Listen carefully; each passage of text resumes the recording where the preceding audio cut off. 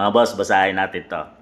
Karen Davila raises eyebrows after sharing a new WR numero survey showing President Marcos Jr. satisfaction rating dipping to low levels compared to past administration. She asked the public how the president can bounce back as reaction poor in online. Ayun, pati si Karen Davila na hindi naman to DDS supporters mga boss. Tingin ko siya ay Marcos loyalist. Di na rin makapaniwala sa pagbaba ng performance assessment noong November 2025 ng Pangulong PBBM mga boss. Ito yung assessment ng dalawa sa pinakamataas na pinuno ng ating bansa last month mga boss. Tingnan natin. PBBM satisfaction 21%. Dissatisfaction 47%, unsure 32%.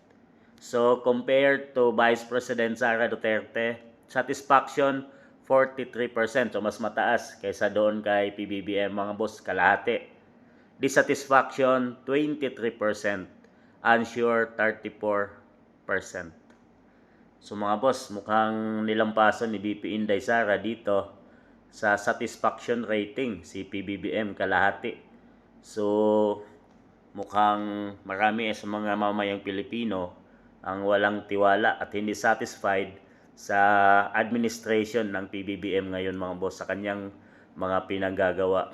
Unang-una na dyan mga boss, no, ay ang pagtaas ng mga bilihin. Tumaas yung dollar laban sa peso mga boss. Siyempre ang kapalit noon ay tataas yung mga bilihin.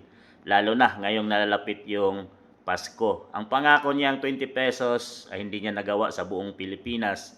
Nagawa niya magbenta ng 20 pesos sa piling lugar sa mga kadiwa. At hindi yun araw-araw na ubos na rin mga boss. Parang sumusulpot-sulpot lang yung 20 pesos na ibinibenta nilang bigas. Pangalawa dyan mga boss ay ang corruption na balita ngayon sa PBBM administration. Flood control projects, budget insertion na billions mga boss, no, under PBBM administration. So mga katiwalian, war on laban sa pinagbabawal na gamot, krimen. So marami sa mga Pilipino ang hindi na satisfied sa PBBM administration. So mas satisfied pa rin sila sa pinanggagawa ng Vice President, kagaya ng mabilis na tulong pagdating ng mga kalamidad sa ating bansa via satellite offices mga boss, no, ng Vice President. So sumusugod at pupunta si BP Sara sa mga liblib na lugar ng Pilipinas. So dissatisfied, mataas, 47% versus 23% to our Vice President. So tanong ni Karen Davila mga boss, paano ito? Parang compare to last administration to PGMA ay halos pareho yung satisfaction rating ni PBBM doon mga boss.